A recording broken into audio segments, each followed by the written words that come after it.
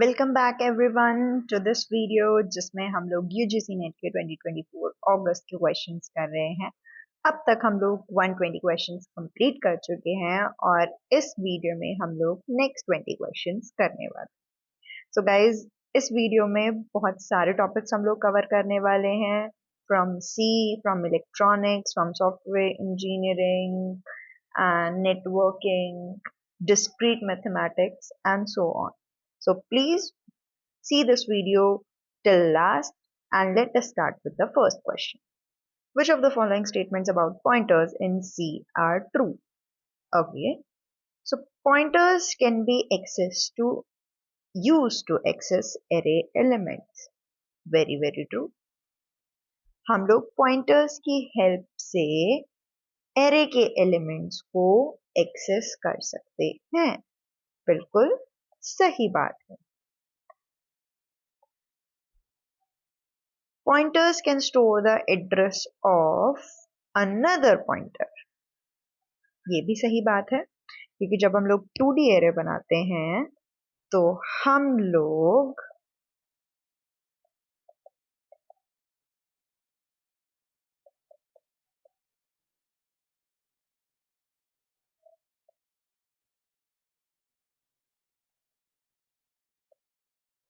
इस तरीके से कुछ हमारा सिंटेक्स होता है जिसमें it's like a 2D array, right.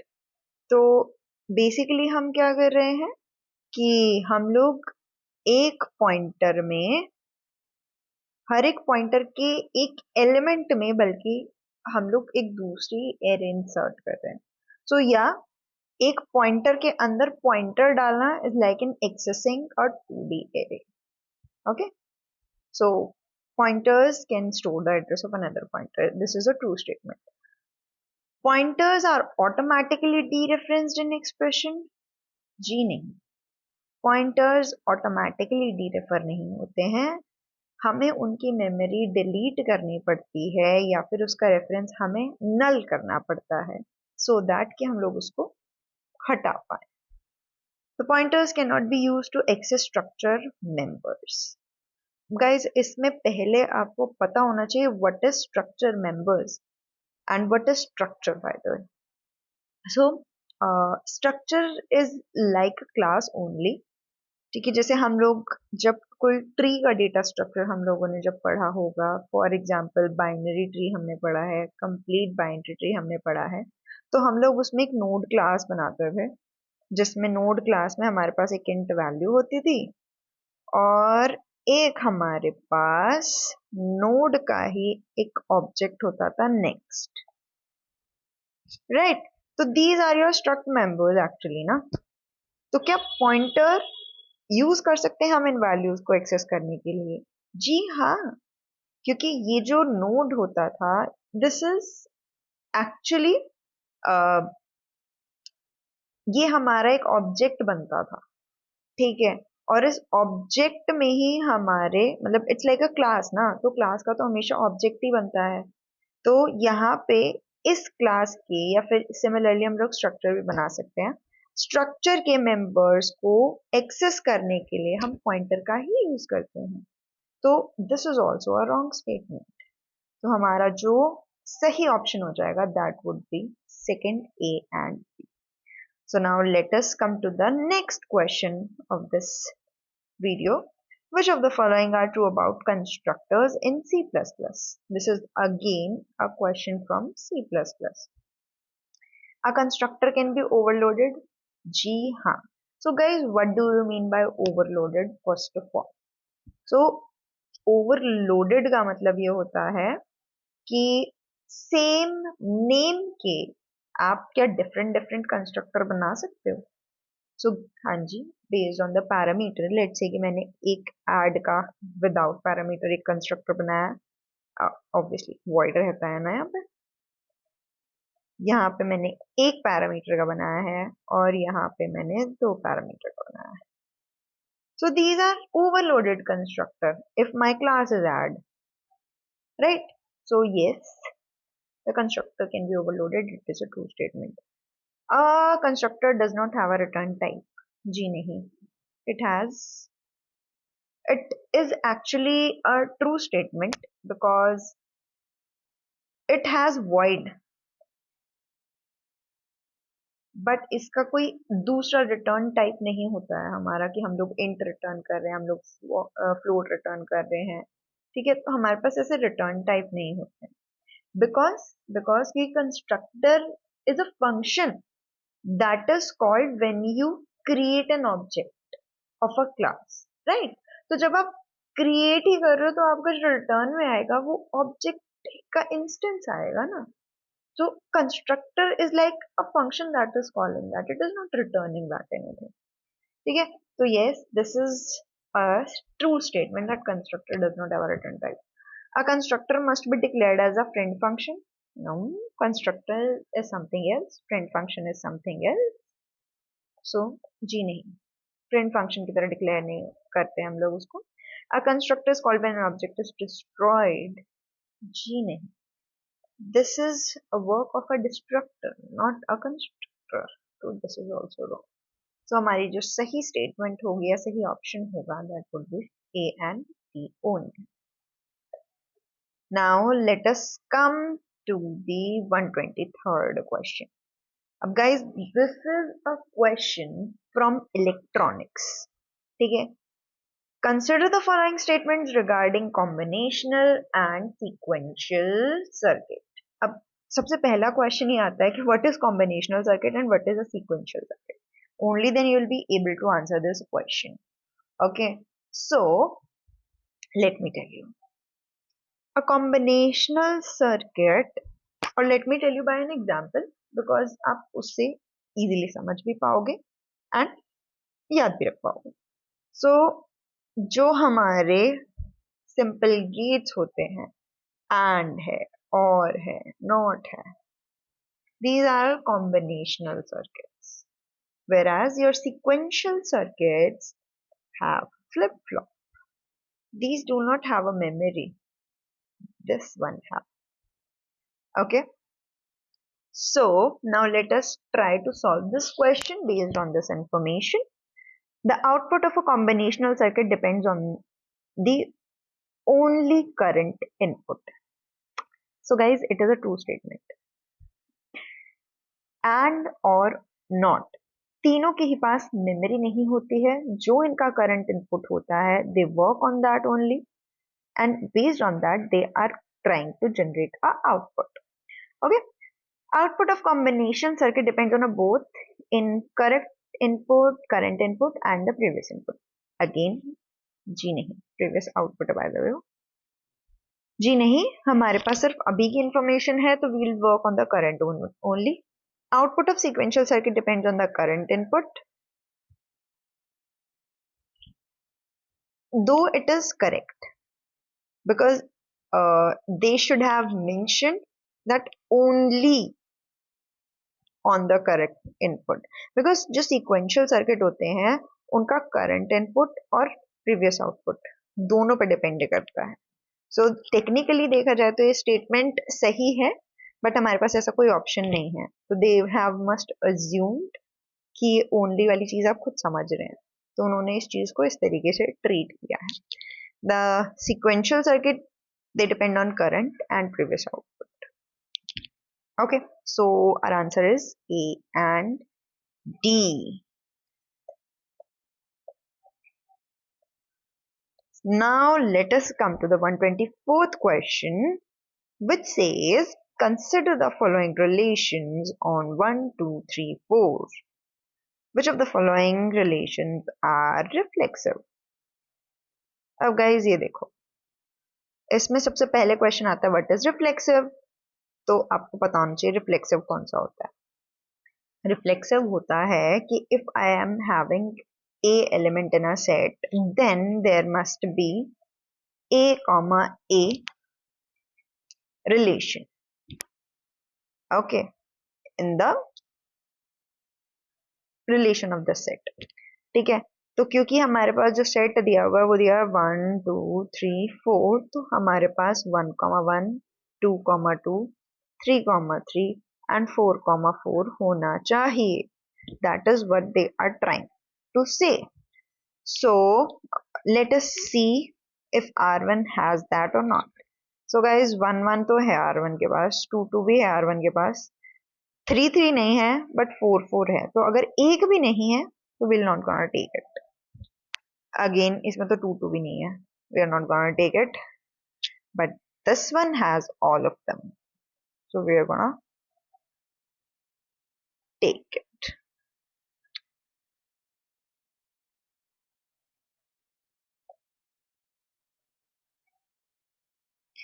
Give me a minute guys. So this one has 1 1 2 2 3 3 4 4. It has all of them.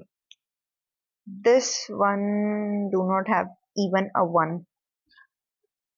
1 1 2 2 3 3 4 4. It has all of them. So C and E are the correct ones, which has reflexive relation. Now this is from artificial intelligence. Consider the following if P and Q are statements. तो आपको ये बताना है कि P और Q आपको statement दिए हैं, तो ये तीनों सेटिस्फाई हो रहे हैं, मतलब इनके LHS और RHS सेम है या नहीं. सो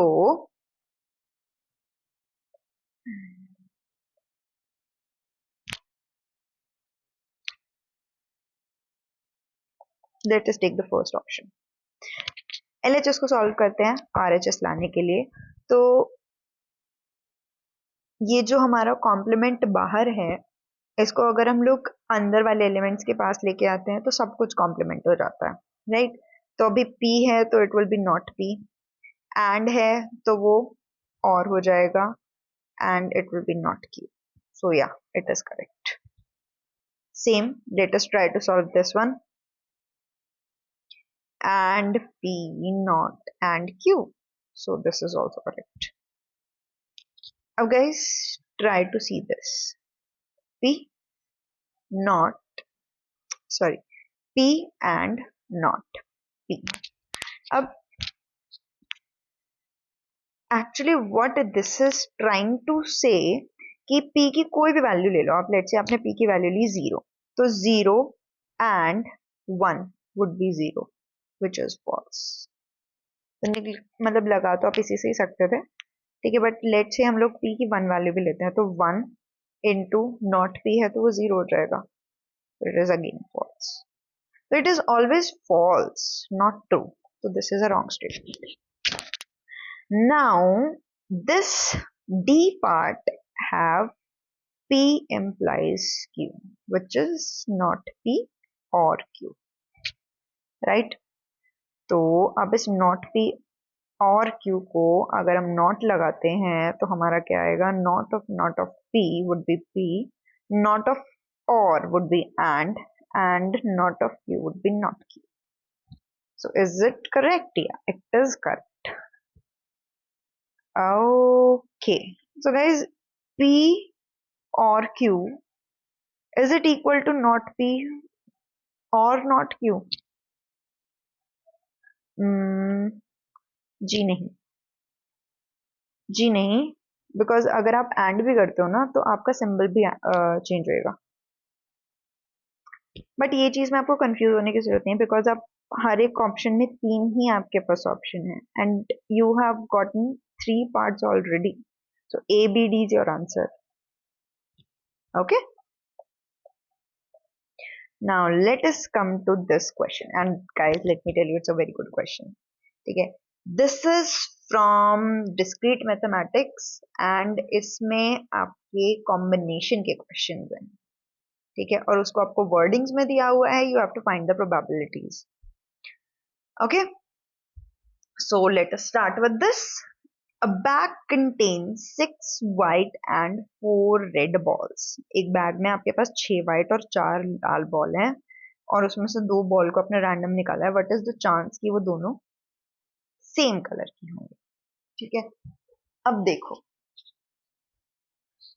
यहाँ पे, first let me solve it, okay, and then I will explain it to you.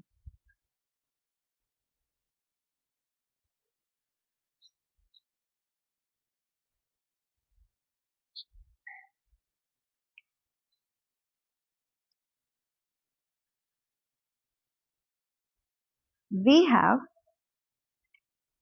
10 balls, right? We have 10 balls. तो या तो हम 6 में से 2 ले लें या फिर हम 4 में से 2 ले लें और टोटल 10 में से तो हमें 2 लेनी ही लेनी है, ठीक है। This is the combination you're gonna have. Now rest of the part is just to solve it. Okay, so 6 and 5 on 2. Guys, whoever does not know it, let me tell you होता कैसे है, ठीक है। I'll explain in a detail for the first part और rest of the part I'm gonna just do. Okay, so 6c2 हम solve कैसे करते हैं? This 6 factorial upon में 2 factorial and 6 minus 2 factorial, ठीक है। तो ये हो जाएगा 6 factorial, 2 factorial and 6 minus 2 is 4 factorial, right? तो अब इसमें से factorials खोल दो, 4 factorial, 2 into 1 into 4 factorial, तो 4 factorial से 4 factorial कट गया, इससे ये कट गया, तो हमारे पास क्या आ गया, 5 3 is 15. This value is nothing but 15. ठीक है, अब now solve it directly. 4c2 is 4 into 3 upon 2. 3 2s are 6. Now 10c2 is 10 upon 9 on 2, which is 5. 9 5s are 45 upon 45. 15 plus 6 is 15 plus 6 is your 21. So 21 upon 45. किसी चीज से cut सकता है, ये 3 से कट सकता है ना, 7 और एक 5 बनता है. So guys, we have a match here. We have a match here. So now let us come to our next part. Next part is somewhat easy. Okay. In a pack of 52 cards, one card is drawn at random. What is the probability that it is either a king or a queen? ये simple है. आपके पास 52 का pack दिया हुआ है और उसमें से पूछा गया है कि जो आपने एक कार्ड निकाला है randomly, either it is a king और अ क्वीन. तो टोटल किंग कितने होते हैं? 4. टोटल क्वीन कितनी होती हैं? 4. तो 8 is our favourable outcome upon में टोटल आपके 52 कार्ड्स थे. तो जस्ट कट 4 2 1 3. गाइज ये 2 upon 13 होना चाहिए था, बट ये मतलब टाइपिंग मिस्टेक है, but they have not corrected in the key also, so you guys have to take it like this only. ठीक है, rest of the question, yeah, I'll do here. So we have matched this, we have matched this. So what next question is, a bag contains 6 red, white 8 and 8 blue ball. If 3 balls are drawn at random, find the probability of 1 red and 2 balls. अब guys इसमें देखो, इसमें आपको specific type दिया हुआ है कि इतनी बॉल इसमें से निकालनी, इतनी बॉल इसमें से निकालनी, ठीक है। तो इसमें जो आपका कॉम्बिनेशन लगेगा वो प्लस की जगह क्या लगेगा, वो लगेगा मल्टीप्लाई, ठीक है। तो हमारे पास 6 रेड हैं, तो उसमें से मेरे को एक निकालनी है, इनटू 4 वाइट हैं, उसमें से मेरे को कितनी, 2 निकालनी है. वैसे आप लिख सकते हो 8c0 ऑल्सो, बट वो it doesn't make much of an impact.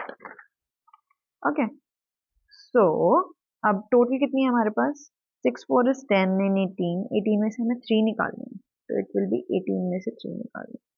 So now let's just solve it.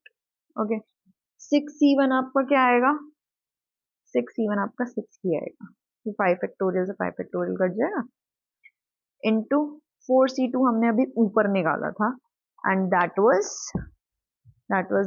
6. Again it is 6. Very good.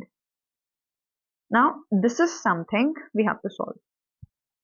18 into 17 into 16, right, क्योंकि उसमें से हम लोग 18 में से अगर हमारे 3 गए तो 15 आ जाएंगे, 15 फैक्टोरियल में काट देंगे, यहाँ पे हमारा 3 इंटू 2 बच जाएगा।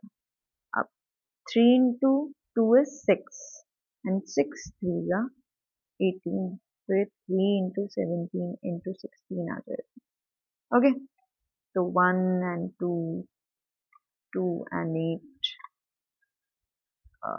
4 and 3। ओके, तो ये 3/17 into 4, आप 17 into 4 को मल्टीप्लाई करोगे तो you will get nothing but 68। So this is your first, दो यू कैन, इसी से ही आपका आंसर बन जाएगा।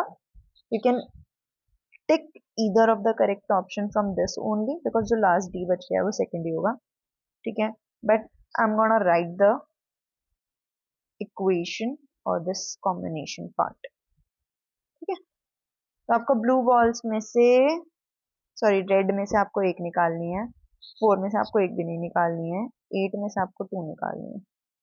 अगेन दीज आर 3 बॉल्स, तो 18 में से, ठीक है। जब आप इसको सॉल्व करोगे you will get something that is 7/34, ठीक है, बट 7/34 आंसर नहीं है, but you have an answer जिसमें आपने ऊपर नीचे 2 से मल्टीप्लाई कर देना है, so you will get the answer, this is your answer. Okay, तो a का 4, ये दोनों कट गए, a का 4, b का 3rd, c का 1st, and this is the 4th your answer. Okay, now let us come to the next question. It's a what do you say, a factual learning kind of question. A graph G with number of vertices greater and equal, a typing mistake, greater than and equal to 3. It's a Hamilton graph if the degree of each vertex is greater and equal to, तो guys ये होता है आपका Gabriel डिरैक्स theorem, ठीक है, it's a theorem और कहता है कि हर एक डिग्री वर्टेक्स की n/2 से ग्रेटर या इक्वल होनी चाहिए। What is n? n is the number of vertices, ठीक है, तो half of the number of vertices, third is your answer.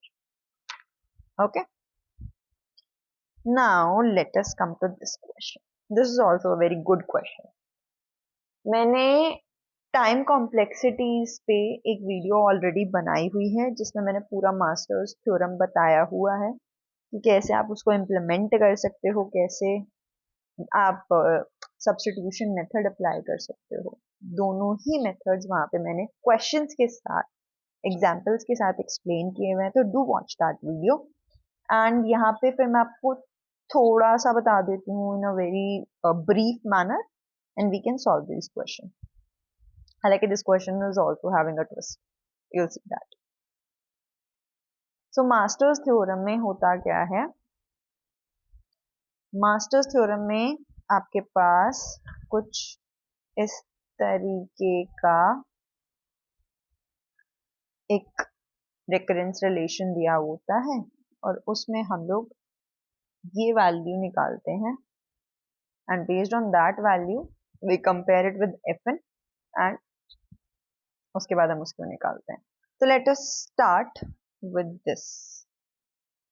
यहाँ पे हम ना हमारा a और b दोनों ही 2 है, ठीक है, तो ये हो जाएगा log base 2 into which is n, और यहाँ पे जो हमारा fn है which is n only, ठीक है, तो fn is equal to n log b by a, तो दिस इज अ केस 2, ठीक है।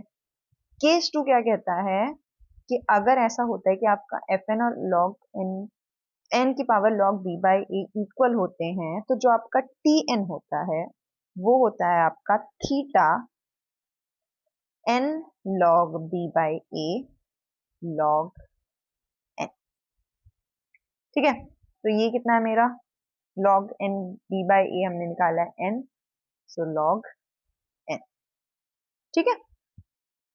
so इसी के साथ हमारा जो a है वो फर्स्ट के साथ मैच हो जाता है, क्योंकि n log n का हमारे पास और कोई ऑप्शन है नहीं, plus it is giving us theta, ठीक है। यहाँ पे एग्जैक्ट सॉल्यूशन लिखा है, एग्जैक्ट सॉल्यूशन और बिगो नोटेशन, थीटा में और ओ नोटेशन में डिफरेंस होता है। बिगो जो होता है वो अपर बाउंड बताता है, ठीक है। तो जो आपका tn होगा, if I am saying that tn is big O of n square, तो आपका जो tn होगा वो n की n स्क्वायर से हमेशा कम रहेगा। अब कम का मतलब क्या होता है, n log n भी कम है n स्क्वायर से, ठीक है, n भी कम है n से, n बाय अगेन n कम ही है हमारा उससे, ठीक है। तो that is the point and that is the difference between theta and O, ठीक है। So now let us check this B part here, ठीक है। तो इसमें हमारे पास a की वैल्यू है 1 और b की वैल्यू है 2, ठीक है। तो अब हम again log b by a से अपना निकाल लेते हैं। अब गाइज अगर आप देखोगे ना, तो ये जो आपका log b by a आया है ये 1 से भी कम है, ठीक है। तो 1 से कम है तो ये इट इज अप्रोक्सीमेट कि अगर ये 0 हो जाती है which is less than 1, right, तो हम लोग n की पावर 0 को अप्रोक्सीमेटली 1 मान लेते हैं, ठीक है। तो यहाँ पे जो हमारा n log by b है वो 1 आया है, और आपका जो fn है वो भी क्या है, वो भी 1 है। तो again it is a second case, ठीक है। और इसमें भी जो आपका tn है वो होगा n log b by a log n। अब ये वाला जो पार्ट है ये तो 1 है, तो ये क्या हो गया, थीटा ऑफ log n हो गया, ठीक है। बट इन तीनों में थीटा ऑफ log n नहीं दिया हुआ, ठीक है। तो अब क्वेश्चन पता है क्या, क्वेश्चन पता है क्या रेज होता है, क्वेश्चन रेज ये होता है कि log n is smaller than n, log n is smaller than n square 2। तो इसके दो ऑप्शन हो सकते हैं आपके पास, on भी चलेगा, on स्क्वायर भी चलेगा, ठीक है। तो यहाँ पे फिलहाल के लिए we can say it can be second और it can be fourth, but let us check the other options, जो मोर अप्रोप्रिएट होगा हम वो लगा देंगे, ठीक है। Now let us come to this one, this is also having a is equal to 2 and b is equal to 2। अब ये हमने देखा है ऑलरेडी कि ये जो हमारा आएगा ये आएगा n log b by a जो आएगा आपका वो क्या आएगा, it will just come to be n, right। अब यहाँ पे जो हमारा fn है वो है 1, ठीक है। तो हम ये क्या कहेंगे कि fn जो है which is less than n, right। अब ये लेस देन वाला केस जो होता है वो होता है हमारा केस 1 ऑफ मास्टर्स थ्योरम, ठीक है। और व्हाट डज इट से, it says that it would B theta of n log b by a। अब n log b by a हमने क्या देखा है, just theta of n। So again we are having our exact solution which is this, ठीक है। Now let us try to find some, so this is wrong, this is wrong, ठीक है। अब C में भी आप चेक कर सकते हो, ठीक है। अब यहाँ पे दिया हुआ है थर्ड, थीटा तो होने से रहा तो ऐसे तो आपका यही हो जाता है, ठीक है। तो इन्होंने क्या किया है, इसको फोर्थ लगाया है, एंड ये जो होता है ये आपका बिग ऑफ एन होता है, सॉरी थीटा ऑफ एन होता है, ठीक है। तो ये एन स्क्वायर भी हो सकता है, तो we are going to go with this option, okay. तो that's where I was saying कि इसमें थोड़ा सा ट्विस्ट है, क्योंकि इन्होंने थीटा और बिगो के ऊपर थोड़ा सा इसको क्वेश्चन को ट्विस्ट किया हुआ है, Now let us come to the networking question of today's class. अब guys ये ना आपसे क्लास फुल डिस्ट्रीब्यूशन पूछा गया है और इसमें पूछा गया है आपसे कि अब ये बताओ कि कौन सा वाला आईपी एड्रेस कौन सी वाली क्लास से बिलोंग करता है। तो इसका सबसे जो इजी तरीका होता है कि आप रेंज याद रखिए, ठीक है। 1 से 126 जो होता है वो क्लास ए के अंदर आता है। 128 से 191 जो होता है वो क्लास बी के अंदर आता है। 192 से 223 जो होता है वो क्लास सी के अंदर आता है। 224 से 239 तक जो होता है वो क्लास ई के अंदर आता है। और 240 से 255 तक जो होता है, oh sorry, this is class D and this will come under class E. Okay, so now the rest is कि आप मैच करो, ठीक है। It is 10 तो obviously क्लास A के अंदर ही आएगा। It is 210 तो 210 किस में लाई करता है? It will lie under this class C में लाई करेगा। Sorry for that. Yes. 180 180 180 180 180 लाई करेगा B में and rest is your E। तो A का फोर्थ, सॉरी A का थर्ड, ठीक है, और इसी से हमारे सारे ऑप्शन हो गए हैं, ठीक है। So fourth is our correct option. Now let us come to 129. This is another a very good example of electronics, ठीक है। It is n bit ring counter.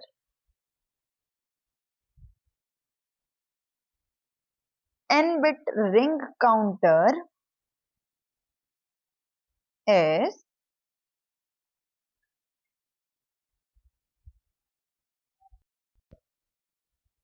yes, तो हम लोग n bit ring counter की बात कर रहे थे, ठीक है।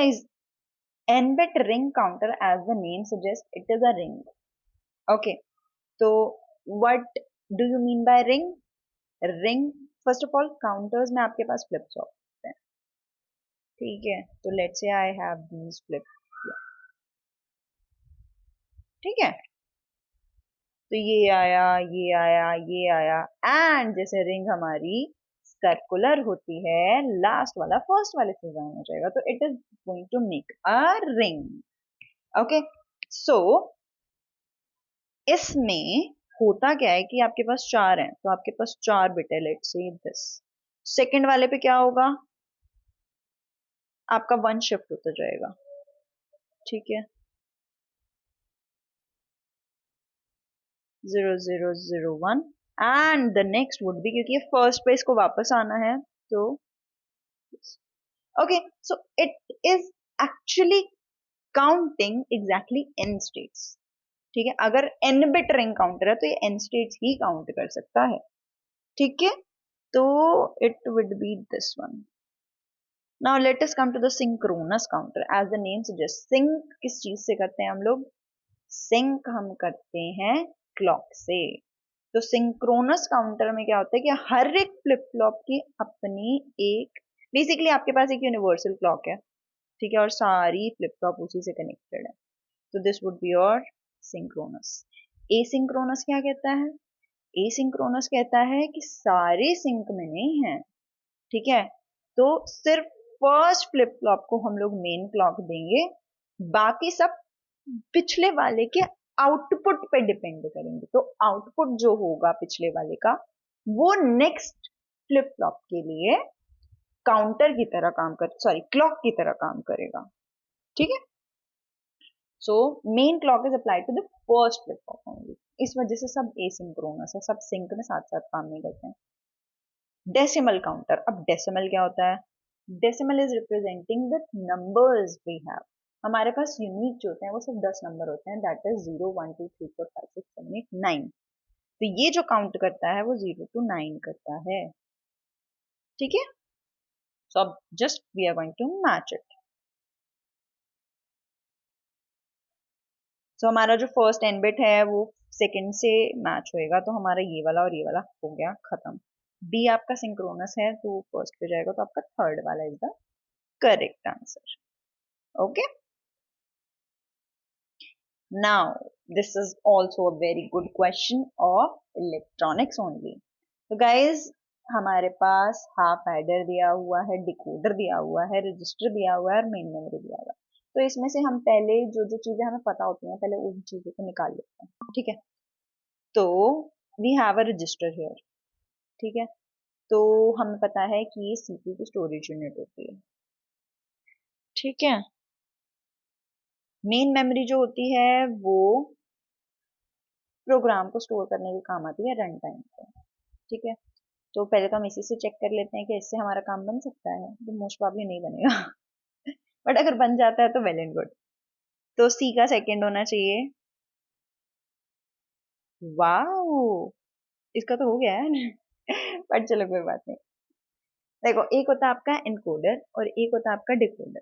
एनकोडर क्या करता है कि आपके पास 2 to the power n inputs अगर हैं तो उसको एनकोड करता है. एनकोड का मतलब तो छोटा करना, उसको n में करता है. डिकोडर इसका जस्ट उल्टा होता है. ठीक है. तो आपके पास n इनपुट है और आपको 2 to the power n output देता है. तो डिकोडर बी आपका फर्स्ट हो गया. अब हाफ एडर क्या करता है? हाफ एडर करता है, एडर है तो वो एडिशन ही करेगा, तो वो 2 बिट एडिशन करता है. तो this will be your answer. Okay. Now let us come to again. This is the second question of artificial intelligence, particularly neural networks, जो कि यूजीसी नेट में पूछा गया है. एंड गाइस, इस टाइप के क्वेश्चंस अब यूजीसी नेट में पूछे जाते हैं और उसकी रेंज रहती है how many questions they are going to ask. But ये वाले क्वेश्चंस अब पूछे जाने लग गए हैं because AI is very popular nowadays. Okay. So what is activation function? Okay. So in neural networks, if I say neural networks में जो एक्टिवेशन फंक्शन होता है ना, वो मतलब उसका एक बहुत इंपॉर्टेंट कंपोनेंट होता है. ठीक है. It's like a very simple function. ठीक है. जो कि जो न्यूरल नेटवर्क एक्चुअली जिसको नहीं पता ना उसको समझाना थोड़ा टफ होता है. But this activation functions introduces the non-linearity there. ठीक है. नॉन लीनियरिटी जब वो इंट्रोड्यूस करता है,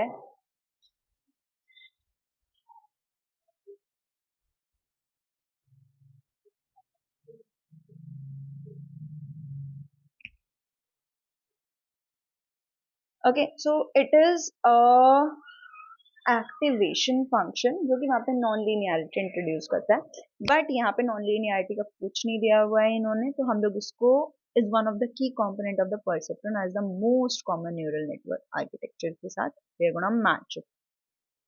ठीक है. So the learning method of perceptron, it is connected to the delta rule. Guys, होता क्या है कि जो आपका लर्निंग होती है ना, वो एक पैरामीटर से कंट्रोल होती है. ठीक है.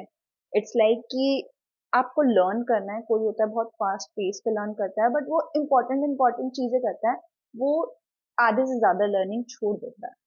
ठीक है. तो it is not giving you an optimised answer. Rather कुछ लोग होते हैं जो छोटे छोटे स्टेप्स में या धीरे धीरे लर्न करते हैं but they are getting the most outcome of it. They are giving you optimised answer. तो वो जो डेल्टा होता है ना, delta, it is a controlling parameter कि आप कितनी पेस से लर्न करने वाले हो. ठीक है. So the learning method of perceptron is called the delta rule. Okay. The areas of application of artificial neural network include system identification and control, क्योंकि इनमें से और किसी में एप्लीकेशन है ही नहीं. ठीक है. तो ये हम इसी से मैच कर सकते हैं.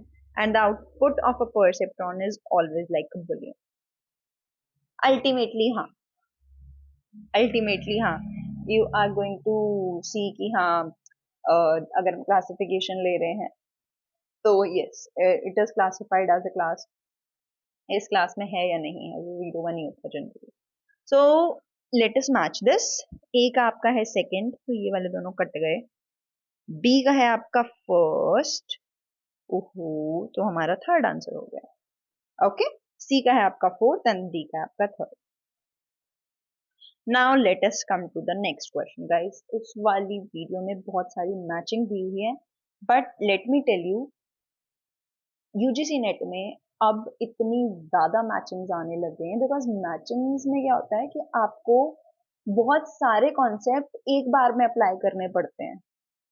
तो इट इज लाइक कि आपके कम से कम 10 to 15 questions they are having with this matching only. So इसको बहुत ध्यान से देखिएगा। Natural language processing, okay. So guys, language language language language, ठीक है, तो इसको हम लोग इससे मैच कर देंगे। रीइंफोर्समेंट लर्निंग, रीइंफोर्समेंट लर्निंग की सिर्फ एक चीज याद रखिए, रीइंफोर्समेंट लर्निंग होता है trial and error, reward and punishment और एजेंट का काम ढूंढना। ठीक है, सिर्फ यही तीन चीजें होती हैं, यही इन तीन चीजों के बेसिस पे आपका रीइंफोर्समेंट लर्निंग का हर एक क्वेश्चन कंसेप्चुअल जो होगा डेफिनेशन वाला वो बन जाएगा। ठीक है, तो यहाँ पे भी अगर आप देखोगे तो reward desired behaviour and punishing undesired one, बस यही है। जहां पे रिवॉर्ड और पनिशमेंट आ जाए समझ जाओ वो रीइंफोर्समेंट लर्निंग भी। ठीक है, system designed to emulate the decision making abilities of a human expert। अब expert expert expert expert, ठीक है। एंड दिस इज एक हाइपर प्लेन हम लोग ढूंढते हैं जो कि डिफरेंट डिफरेंट क्लासेस को सेपरेट कर सके। This is your support explanation. Okay, so first का है आपका, ए का है आपका थर्ड, बी का है आपका फर्स्ट, तो आपका हो गया थर्ड। सारे थर्ड थर्ड आ रहे हैं, बढ़िया है, बच्चे कंफ्यूज हो जाएंगे। Now let us come to another list which is based on networking। Okay, तो इसमें आपसे बेसिकली डिफरेंट डिफरेंट लेयर्स की ना फंक्शनैलिटी पूछी गई है। तो रिप्रेजेंटेशन ऑफ बिट्स, जहां पे बिट्स आते हैं ना वो हमेशा कनेक्टेड होता है आपका फिजिकल लेयर से। ठीक है, इसमें अब मॉड्यूलेशन होता है कि आपको डिजिटल सिग्नल से उसको वेव्स में कन्वर्ट करना है। ठीक है, ये सारी चीजें जहां पे भी बिट्स का या रिप्रेजेंटेशन का काम आ जाए तो भाई समझ जाओ फिजिकल लेयर का ही काम है। Next is your physical address.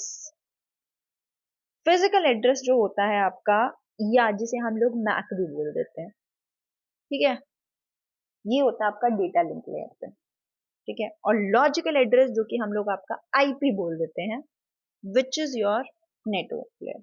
जिसको ये पता है ना कि फिजिकल एड्रेस और मैक एड्रेस सेम है और logical address IP address same है, तो वो मैचिंग जरूर कर देगा। बट जिसको ये चीज नहीं पता है, they are going to get confused a bit in this.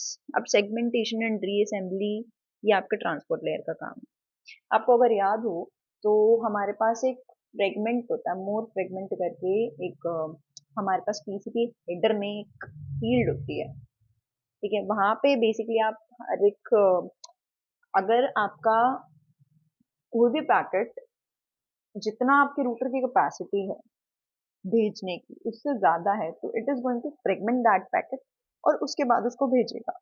ठीक है, that's where the segmentation and reassembly works. So let us match it. A का सेकंड है और हमारा ए से ही काम हो गया है। सो ठीक है यार, बहुत अच्छी बात है, but it is second option now. Again a matching. Okay, so this is an algorithm-based question. Dijkstra, Prims, Floyd-Warshall and Bellman-Ford। ठीक है, अब इसमें से Dijkstra जो है वो है आपका shortest path from one source। Floyd and Bellman-Ford जो होते हैं वो आपके basically one vertex to another vertex का होता है, तो इसमें we are talking about every pair of vertices। ठीक है, उसका हम लोग शॉर्टेस्ट डिस्टेंस निकालते हैं। प्रिम्स जो होता है आपका, this is a minimum spanning tree. ठीक है, तो let us check this out. अब देखो, डिजिक्स्ट्रा की एक लिमिटेशन होती है कि ये जो वर्क करता है वो नॉन नेगेटिव एज वेट्स पे वर्क नहीं कर सकता। ठीक है, सॉरी, नेगेटिव पे वर्क नहीं कर सकता, तो ये नॉन नेगेटिव पे ही वर्क करता है। Non negative is nothing but positive, तो ये नेगेटिव पे वर्क नहीं करता है, उस पर वो आपको करेक्ट आंसर नहीं देगा, तो ये इस पे वर्क करता है, तो दूसरा इसमें हो गया इस पे। अब फ्लॉयड और बेलमैन फोर्ड दोनों जो काम करते हैं वो ऑल पेयर ऑफ वर्टिसेस के बीच में काम करते हैं with positive and negative edge weights. ठीक है, तो अब क्वेश्चन ये है, चलो दूसरा ऑप्शन भी देख लेते हैं। Sorts element by repeatedly moving them post neighboring elements that are smaller. This is talking about sorting and determine the strongest component in a directed graph. अभी ये component की बात कर रहे हैं, तो यहाँ पे तो ठीक है यार, ये शॉर्टेस्ट पाथ की बात कर रहा है, तो ये फ्लॉयड और बेलमैन में से कोई होगा, बट ये दोनों तो बात ही नहीं कर रहे शॉर्टेस्ट पाथ की और उसकी मिनिमम स्पैनिंग ट्री की। तो अब उतर जाते हैं थोड़ा सा एल्गोरिथमिक लेवल पे। ठीक है, फ्लॉयड वॉर्शल इस पे वर्क करता है। ठीक है, बेलमैन फोर्ड जो होता है वो डायरेक्टेड ग्राफ पे वर्क कर सकता है। ओके, तो ये वाला जो होगा ये एल्गोरिथमिकली रिलेटेड।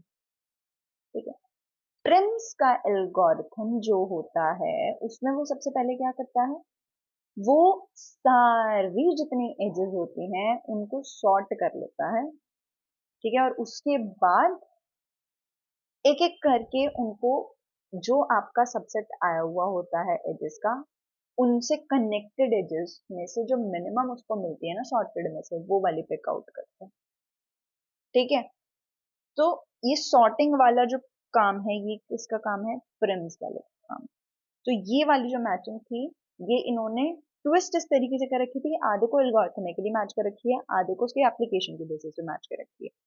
ठीक है, ए का हमारा सेकंड है, तो ये दोनों तो नहीं रहे। बी हमारा फर्स्ट है, तो ये फ्लॉयड वार्शल वाला, तो ये फिक्स था। सी जो है आपका वो होगा फोर्थ, तो ये हमारा सेकंड आंसर। ठीक है, again another matching, and this matching is about software engineering. ठीक है, अब cohesion and coupling, very very important concepts of software engineering. अगर आपको सॉफ्टवेयर इंजीनियरिंग में ये है ना कि हाँ हमने सब्जेक्ट नहीं पढ़ा है बट हमें कुछ पढ़ के जाना जो पक्का पक्का पेपर में आ जाए, तो दो चीजें हमेशा पढ़ के जाओ, कोहेजन, कपलिंग, और एक वैलिडेशन और वेरिफिकेशन का डिफरेंस। ठीक है, ये चीजें ये मान के चलो कि आपका एक ना एक नंबर इनमें से जरूर आएगा ही आएगा, नेट वालों को तो प्यार है इससे। ठीक है, so what do you mean by firstly cohesion. ठीक है, कोहेजन का मतलब होता है कि जो आपका फंक्शन होता है ना, we have in a program और इन अ सिस्टम। ठीक है, हमारे पास डिफरेंट डिफरेंट कंपोनेंट्स होते हैं, डिफरेंट डिफरेंट मॉड्यूल्स होते हैं। ठीक है, तो व्हाट डू वी वांट कि एक जो मॉड्यूल है वो अपने आप में कंप्लीट हो।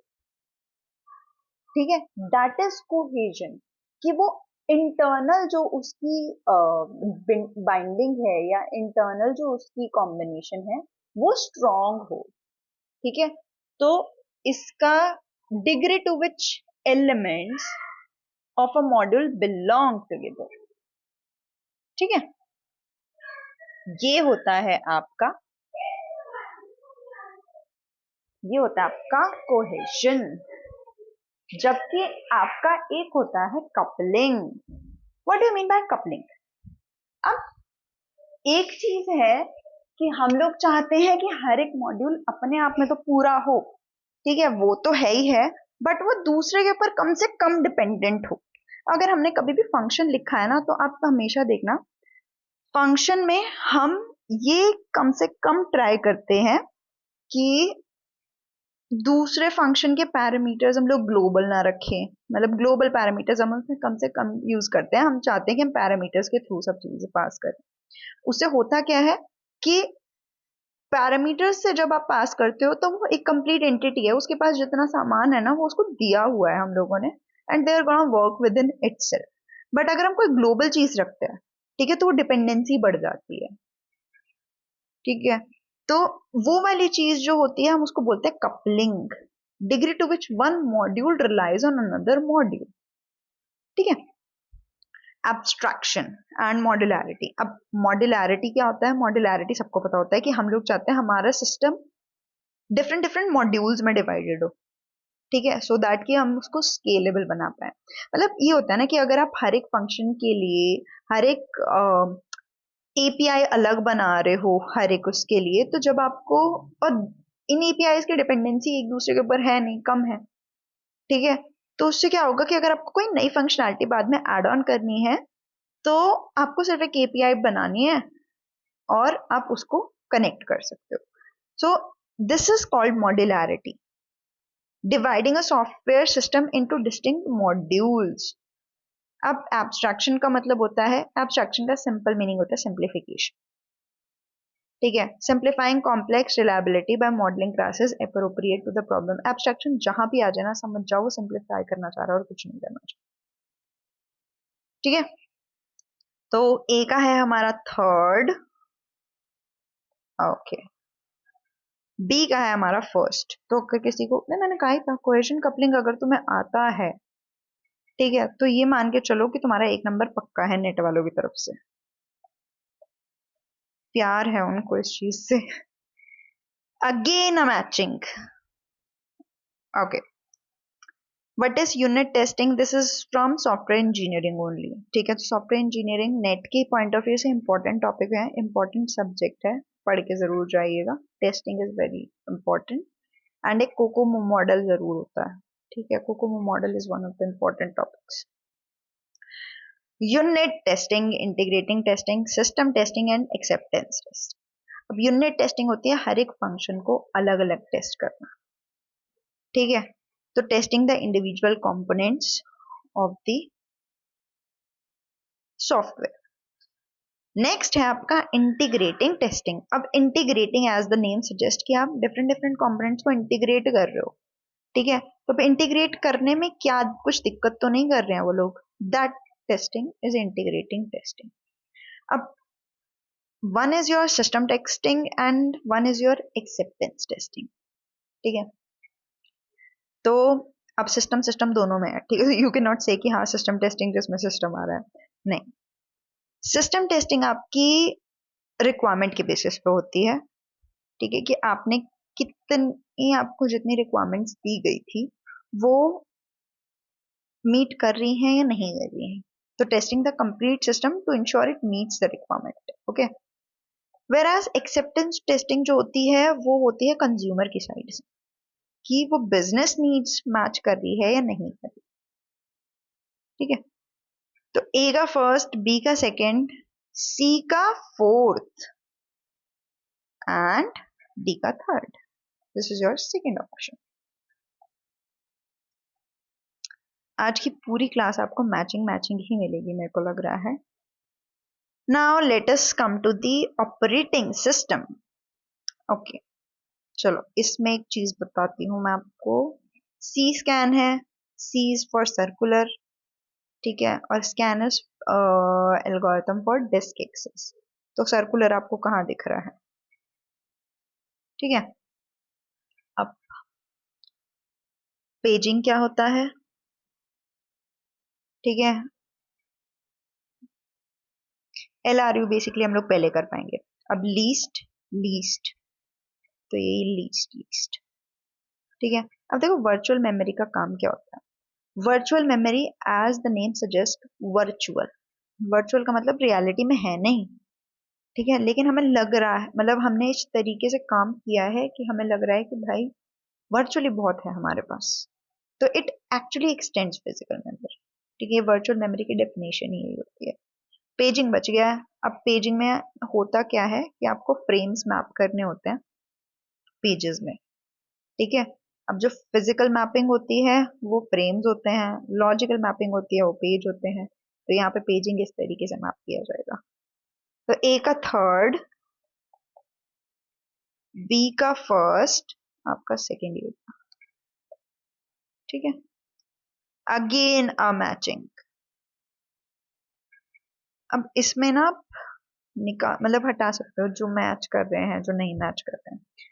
अब यहाँ पे अगर आप देखो तो HTML, DHTML, XML तीनों वेब लैंग्वेजेस हैं। जावा वेब लैंग्वेज नहीं है, ठीक है। तो जहाँ पे वेब नहीं है सबसे पहले तो वहां देखो, ठीक है। इसमें वेब है, इसमें वेब है, बट इसमें जो वेब एप्लीकेशन लिखा है ना उसके साथ ऑब्जेक्ट ओरिएंटेड प्रोग्रामिंग भी लिखा है, ठीक है। और जावा एक ऑब्जेक्ट ओरिएंटेड प्रोग्रामिंग लैंग्वेज है, ये सबको पता है। जिसको नहीं पता है, जावा, सी नहीं, सी नहीं है सी तक ऑब्जेक्ट्स नहीं आए थे। C++, जावा, पाइथन तीनों ऑब्जेक्ट ओरिएंटेड लैंग्वेजेस हैं, ठीक है। अब use for data storage and transport, ये XML है,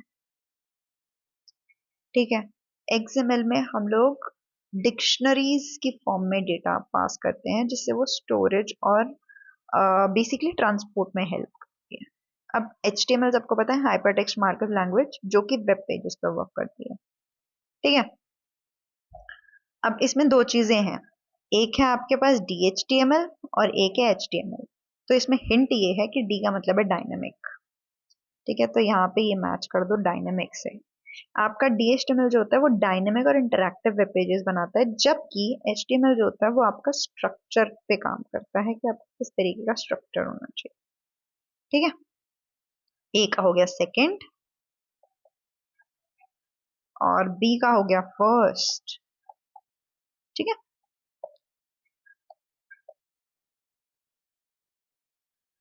Now let us come to the last question of this video, and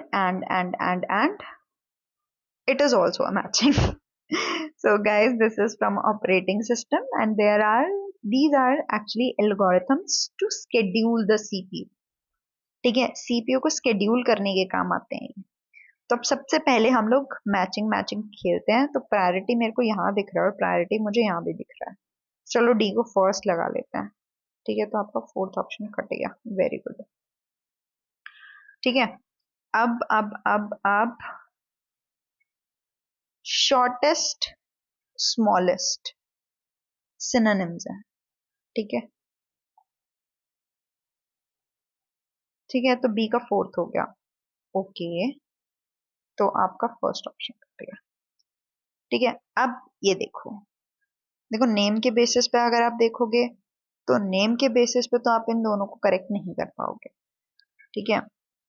but first come first serve क्या कहता है, processes are executed in the order they arrive. तो first come first serve का मतलब तो यही होता है ना, execute in the order they arrive, ठीक है। जो पहले आएगा वो पहले सर्व होगा, और जिस ऑर्डर में वो आए उसी ऑर्डर में एग्जीक्यूट हुए दोनों को। मतलब इट्स लाइक कि आप कान को ऊपर से पकड़ो या नीचे से पकड़ो, बात तो वही है, ठीक है। और round robin is the most fairest allocation, CPU allocation method, क्योंकि ये पता है क्या करता है, it does not give priority to any any any process. ये हर एक को एक टाइम स्लाइस प्रोवाइड कर देता है कि भैया लो तुम 2 सेकंड का टाइम स्लाइस लो, अब आते जाओ, इतना टाइम स्लाइस जब तुम यूज कर लोगे हम तुम्हें एविक्ट कर देंगे, ठीक है। और टाइम स्लाइस के बाद कौन सी आएगी, FCFS के अकॉर्डिंग आती है, ठीक है। ये बहुत इंपॉर्टेंट पॉइंट होता है, लोग बाग इस चीज पे ध्यान नहीं देते हैं। राउंड रॉबिन टाइम स्लाइस के साथ साथ FCFS को इम्प्लीमेंट करता है, ठीक है, ट्रेडिशनल वे में। अल्टरनेटिव आप उसको प्रायोरिटी के साथ और इंक्लूड ना करो, बट होता ही है FCFS के साथ होता है ट्रेडिशनली। सो नाउ लेट अस, अच्छा हम ये दो तो हटा ही चुके हैं, तो ए का तो हमारा थर्ड आ गया, तो हमारा थर्ड ऑप्शन हो गया करेक्ट, ठीक है। So guys, this is the last question of this video. अगर ये वीडियो आपको पसंद आया हो तो इसको लाइक कीजिएगा और चैनल को सब्सक्राइब कीजिएगा। नेक्स्ट वीडियो में हम इस पेपर के क्वेश्चन खत्म कर देंगे, हमारे 150 क्वेश्चन खत्म हो जाएंगे। इसके बाद हम लोग लेंगे UGC नेट का 2025 का पेपर। सो गाइज अगर आप चाहते हो, फिलहाल के टाइम पे I am getting you videos on a weekly basis, but if you guys want कि मैं आपको 2 दिन में या हर एक दिन में एक वीडियो प्रोवाइड करूं, so please please please support this channel, support this video, and I will get you back to the support मैं आपको जितना सपोर्ट कर सकती हूँ I support you back, because June में पेपर है एंड इस बारी क्रैक करना है। ठीक है, so thank you, bye bye.